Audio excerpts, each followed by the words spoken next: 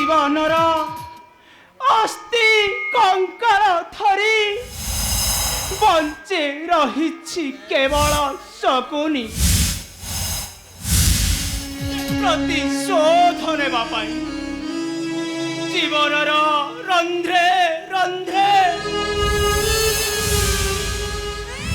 প্রতিধ্বনিত হুয়ে শকুনি শকুনি প্রতিশোধ নেবা পাই যেপরি ভুলি ন যায় ধ্বংস কর গুরুকুল সমূলে ধ্বংস কর ଏହି ମନ୍ତ୍ର ସବୁବେଳେ ପ୍ରତିଧ୍ୱନିତ ହୁଏ ଏ ସ୍ୱର୍ଗବାସୀ ପିତ ଭାତୃବୃନ୍ଦ तुम्भे मने निश्चित था तुम्भ मरंक बुकु रक्त रे बंची रही केवल शकुनी प्रतिशोध नेबा पाई मने पड़े अतीतर सही कंकालर आर्तनाद सुरा जाए करुण कंठर चित्कार किंतु शताधिक विनम्र निवेदन रे दुर्योधनर पथर प्राण तिळे मात्र तरळीला नाही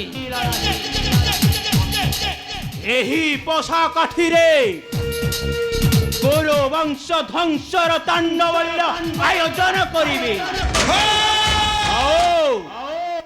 स्वर्गत पिता भाई मारंक ठारो ऋण मुक्त हेबी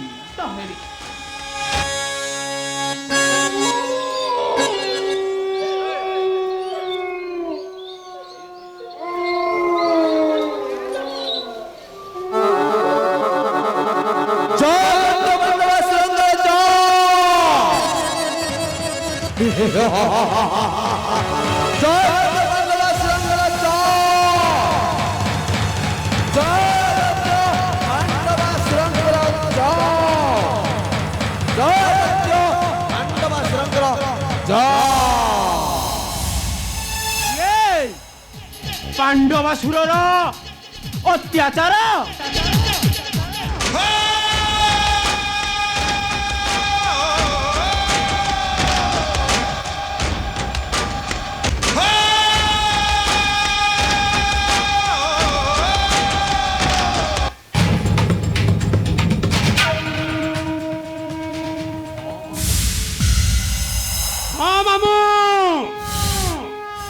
ପାଣ୍ଡବାସୁର ଅତ୍ୟାଚାରରେ ହସ୍ତିନାନଗର ଆଜି ଭୟରେ ହର ହର।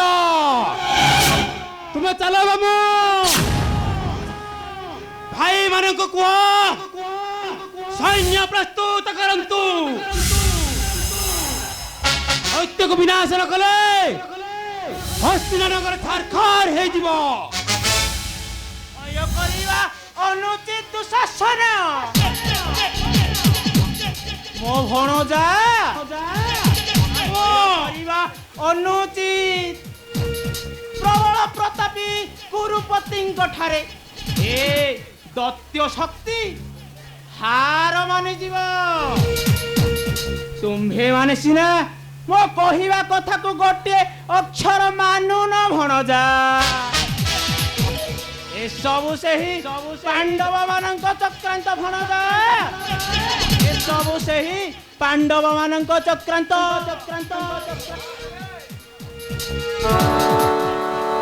ହେଲେ ଆଗ ପାଣ୍ଡବ ମାନଙ୍କୁ ଶେଷ କରିବାକୁ ହେବ। ଭଣଜା ହିମତ ବିଷ ଲଡୁ ଖାଇ ଶେଷ ହୋଇସାରିଛି ଭଣଜା। ହିମତ ବିଷ ଲଡୁ ଖାଇ ଶେଷ ହୋଇସାରିଛି। ସେ କଣ ଆଉ ଜୀବନ ଧରି ଫେରିବ? ଆଉ ଏମାନେ ମ୍ଲେଚ୍ଛ ପରି ଖାଇଯିବେ। ପ୍ରଥମେ ଆଗ ସେଇ ପାଣ୍ଡବାସୁରକୁ ଶେଷ କର, ତାପରେ ପାଣ୍ଡବ ମାନଙ୍କୁ ମାରି ତୁମ କଣ୍ଟକିତ ପଥକୁ ନିଷ୍କଣ୍ଟକ କର ମଧନ। ତାହେଲେ ତୁମେ କଥା ଯାଇ ଭାଇକୁ କୁହ, ମୁଁ ଯାଇ ପାଣ୍ଡବସୁରକୁ ଦେଖେ।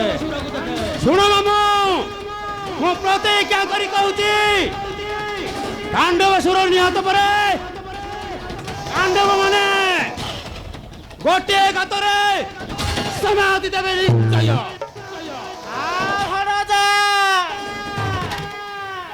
ଏହା ହେଉଛି ବୁଦ୍ଧିମାନର କାର୍ଯ୍ୟ।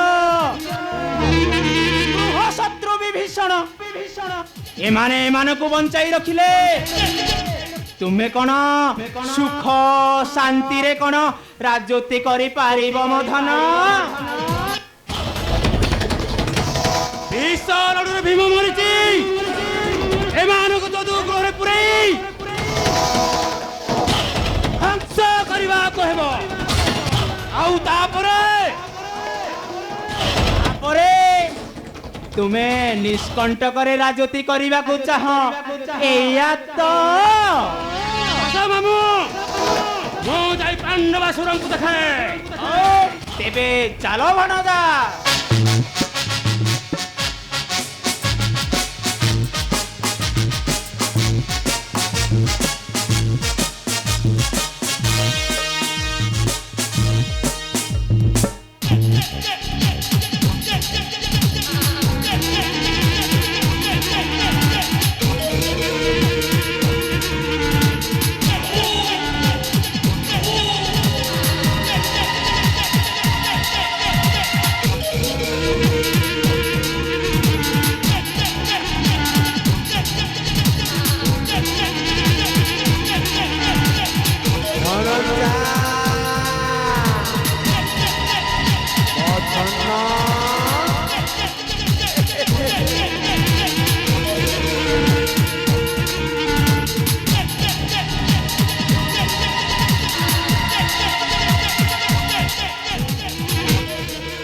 ବିଷ ଲାଙ୍ଗୁଡ଼ରେ ହାତ ମାରି ଛୁମରେ ଚୋଟ ମାରିବ ଦୁର୍ଯ୍ୟୋଧନ।